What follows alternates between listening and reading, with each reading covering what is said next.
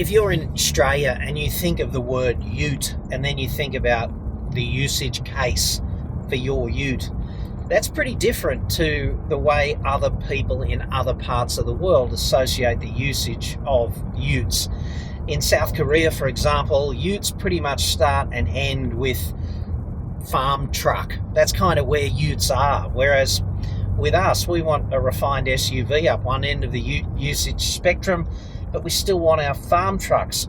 So to make the Tasman function in markets like Australia, you need to convert it from a farm truck into something that meets Australian expectations. And I know absolutely nothing about that, but the dude sitting next to me actually did that with this truck. Graeme Gambold is his name. This is his second time on the channel. He recovered from the trauma of the first time and actually agreed to sit in the passenger seat again. Thanks for doing this. No worries, John. I know you love it, mate. Now, did I sum that up accurately? Is that kind of where we are, farm truck to refined SUV? Yeah, absolutely. I mean, a ute has got to be, it's a light commercial vehicle, so it's got to be, good for light commercial work. And in Australia, with the Olympic Games of utes. Yeah, so we want to be able to tow 3.5 tonnes, and we want to be able to carry 1,000 kilos, and we also want it to be family transportation rivaling the most refined SUVs money can buy, although probably not all of those things to everyone all at the same time. No, that's right. And the engineering challenge and the engineering contradiction in achieving that is quite big. So it's a huge envelope. It right? is. It's an extended envelope, and it's probably the biggest or the widest user envelope for a ute anywhere in the world. This report is sponsored by NordVPN. Get a mega discount plus 4 extra months of Nord for free now in my exclusive deal. Go to nordvpn.com/AEJC.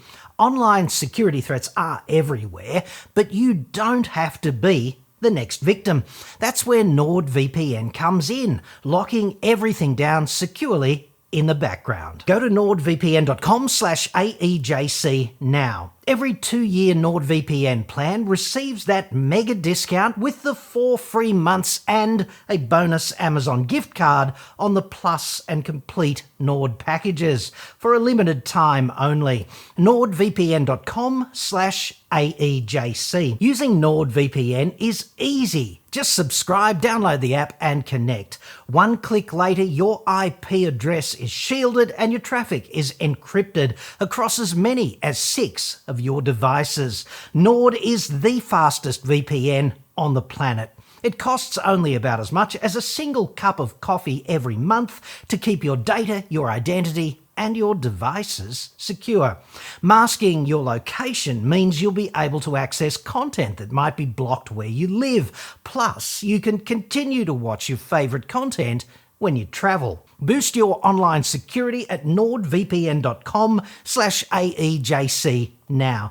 Get that mega discount, enjoy those extra 4 months, plus the free Amazon gift card with the Plus and Complete packages for a limited time. It's all totally risk-free with Nord's rock-solid 30-day money-back guarantee. It's easy to stay safe online. Visit nordvpn.com/AEJC now. If I understand Australian ute buyers at all, I'd have to say we're pretty hard markers too. I mean, if you get this wrong, they're just not going to sell. That's right. And so talk to me about the specifics, like the engineering nuts and bolts specifics of how you go from farm truck to this, which is actually quite chuckable and quite refined. Well, it requires a lot of engineering hard work. It's when we first drove this vehicle, it was a light commercial vehicle, a very good light commercial vehicle, but the bias was about load carrying capacity and so it was stiff. It was stiff and it was capable off-road, but not really refined enough to be, an everyday mum and dad taxi for in the urban environment. So, and it's big too, right? Like it is big. When yes. you jump out of a Ranger and you jump into this, it feels like the next size up. It does. Like that might be a perception thing because the cabin's pretty big, like it's a voluminous space, but it also feels bigger to chuck. It's a bit more like a Ram or a Silverado in that respect. Not quite that big, but Yeah, but technically it's not that much bigger than the rest of the market. Same wheelbase as most, but spacious cabin and everything, and the way they've designed it,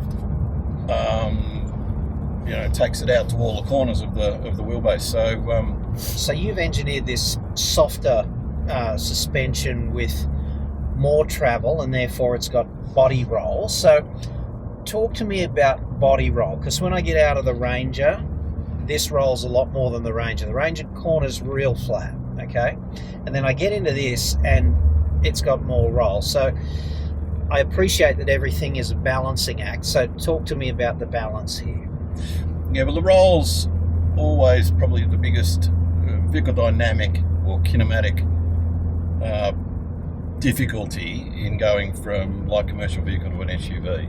Right. Because a light commercial vehicle has to have good wheel articulation and good off-road, to get its off-road performance. You've got to keep the tyres on the road in very undulating conditions. So for that, you've got to have lighter stabiliser bars, and we've got no stabiliser bar in the rear, which is the same as Ford Ranger, but that gives you the good articulation of the rear. But what I notice with the Ranger, right, is if I punt the Ranger into a corner and it tightens up on me, and I'm already punting it pretty hard, I don't have very much more steering input that I can deliver before it starts to push.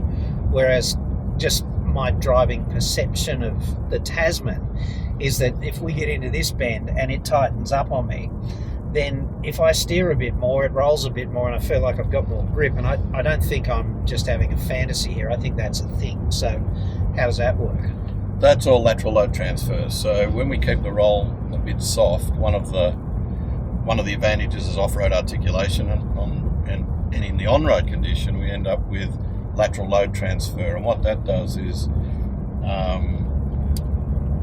loads the outside wheel, basically. Puts more load in the outside wheel, your friction circle grows. Tyre friction circle grows.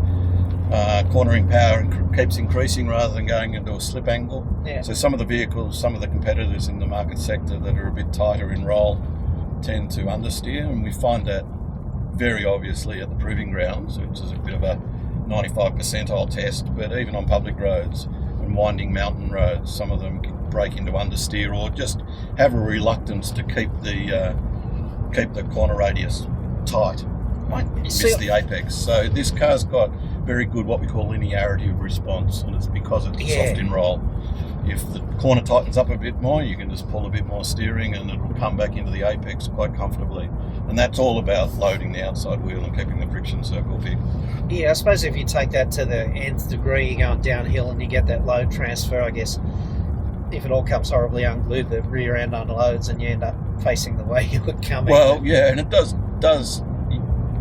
do that. It unloads any weight that you put on the front. There's only a set amount of weight in the car, so any weight that you put to the front's got to come off one of the other wheels. Yeah. So it typically comes off the diagonal opposite inner wheel. It seems to me that the Ranger and this car do the same job. They're fundamentally, dynamically pretty capable performers. They just approach it differently. Come from a different direction, different result. And you always find that when you benchmark other competitors in any market sector, that they've all got their traits and all got their particular behaviour and characteristic, their language, if you like. Yeah. I wouldn't say that either's better or worse, but they both achieve the same overall performance. Differently. But differently, yeah. And you are a mad Jedi of damper coating, if you like. And I won't say that, but anyway, we do what we can. I wouldn't. We could have a mad argument about that, but you are that Jedi, and you've got these, what do you call them, variable frequency? Yeah, frequency selective dampers. Right. It's a German technology made by ZF Sachs. It's used on a lot of high-end European cars, but we're using it in the Ute. And it's a 3-valve shock absorber. Right. And when we're talking about low and high frequency, that's quite pertinent to Australian roads because we have a lot of spray seal roads and corrugated roads, dirt roads. Yeah.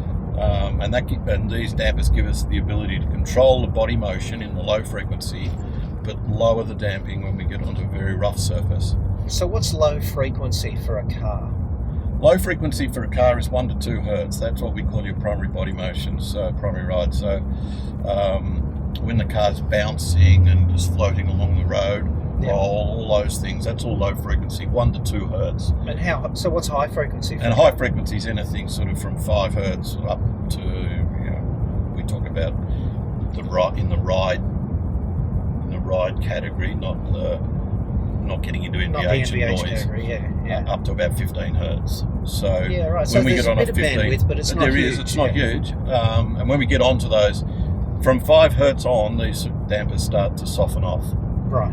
On the rebound valve, the So secondary at 1 and control 2, valve opens. at 1 and 2 normal body motion, they're as stiff. They're stiff. Yeah. Yeah, it's all pumped up hard. And then over that range to about 12 or 15, they progressively sort of progressively soften off. Yeah. Yeah, right. So that gives you good traction on corrugations. It gives you good pothole impact resistance, but keeps the ride controlled and the roll controlled on a highway like this at 100k. Because last time I spoke to you about that, we're in the middle of the pandemic, and there was a whole bunch of different time responses between the work you were doing here in the field and what they could do at R&D in Namyang. And obviously that's all been resolved now. So how long does it take you to turn a farm ute into a refined Australian dual cab? Time's probably not the right word. It's multiple testing programs.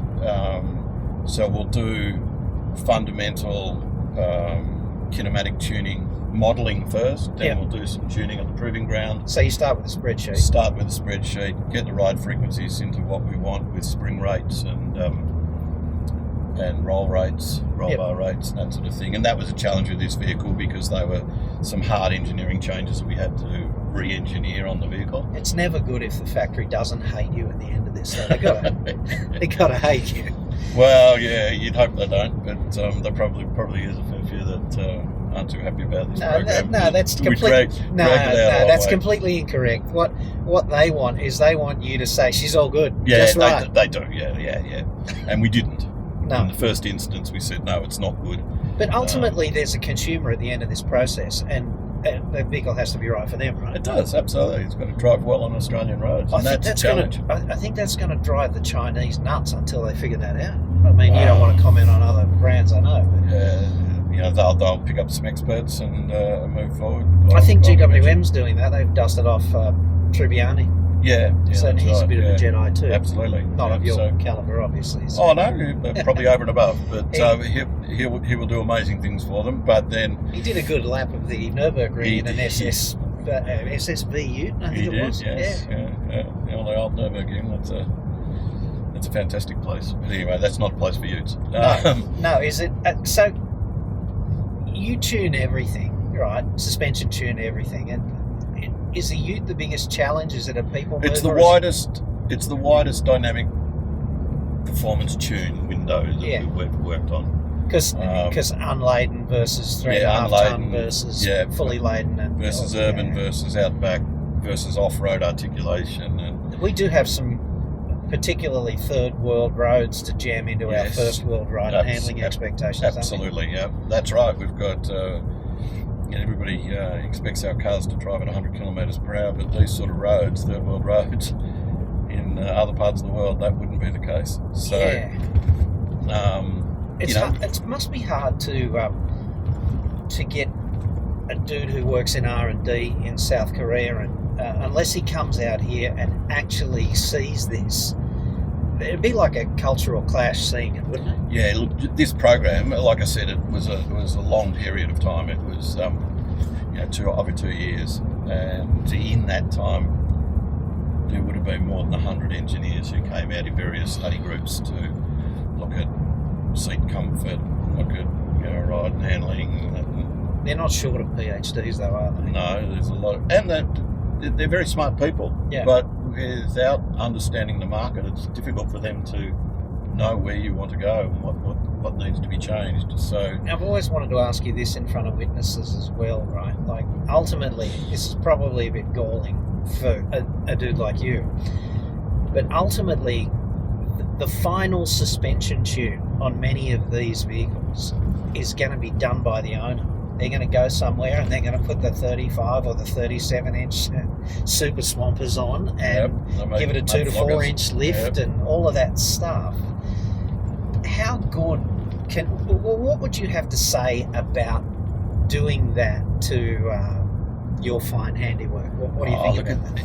The aftermarket modification industry is huge in Australia for utes. It is. And we're not against it. We're quite happy for some of those fantastic engineering companies to go on and take the vehicle to the next level. But you are nudging. You're not really taking it to the next level. Well, you're nudging the envelope. You're bulging it out in a particular area. What they're doing is they're personalising it in a very wide window. We go from light commercial to urban SUV. Yeah.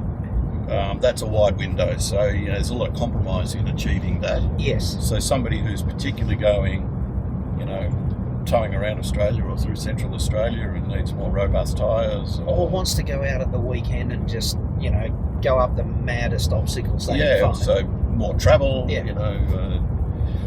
Whatever. The aftermarket will do that, and we don't have any problems with that. It would be. We've got our own range of spare accessory parts for the Tasman ute. So, but it would also be incorrect to do that. You give it the big lift and you put the big tyres on. You do all of that stuff, and you go for a drive through really, really deep rivers and up big ruts and hills and sand dunes, whatever floats your boat. Right? You do all of that, but you haven't just made the dynamics better on road, have you? You're like that's kind of impossible. Generally speaking, you're compromising in a particular area. Yeah, so you're nudging the envelope over here, and you're going to pay for it. Yeah, absolutely. Over here, swerving for a kangaroo on a piece of bitumen like this. Yeah. Or something. Yeah, that's right.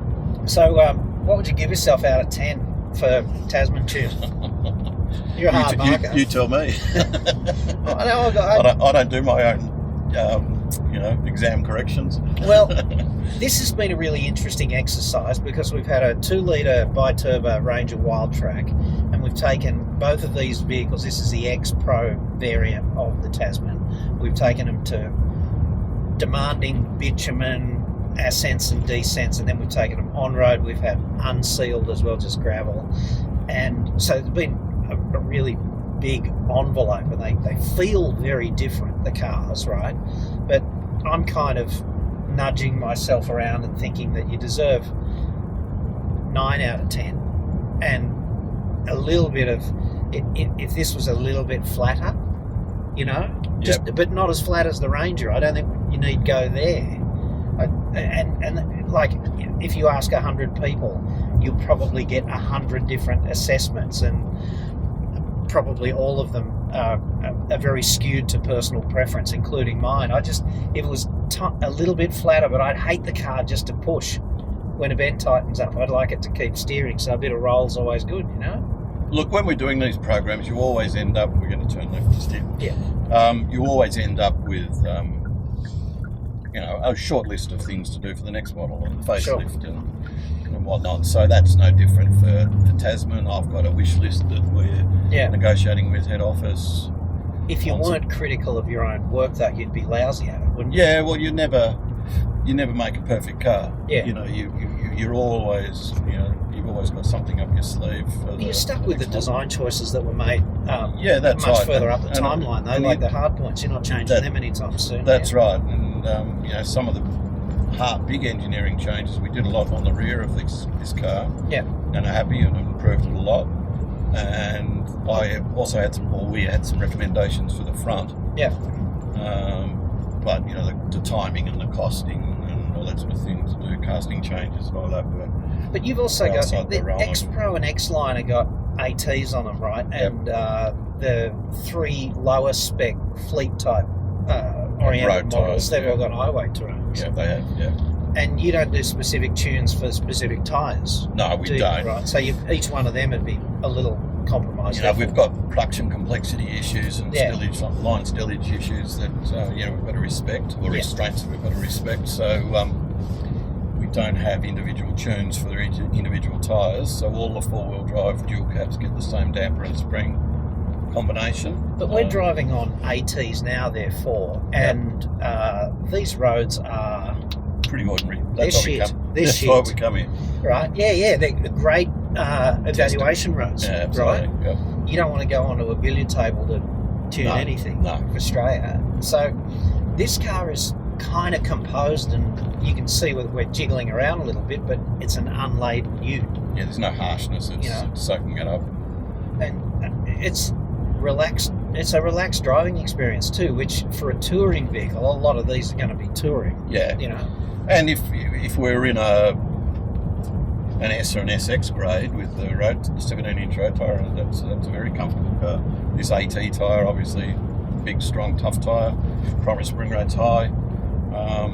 So the ride comfort deteriorates a little bit on this tyre compared to the road tyre. I was going to say to you that's probably the biggest difference, isn't it? As soon as you put ATs on any car, if you've had highway terrain tyres and you go for ATs, it's just going to get stiffer.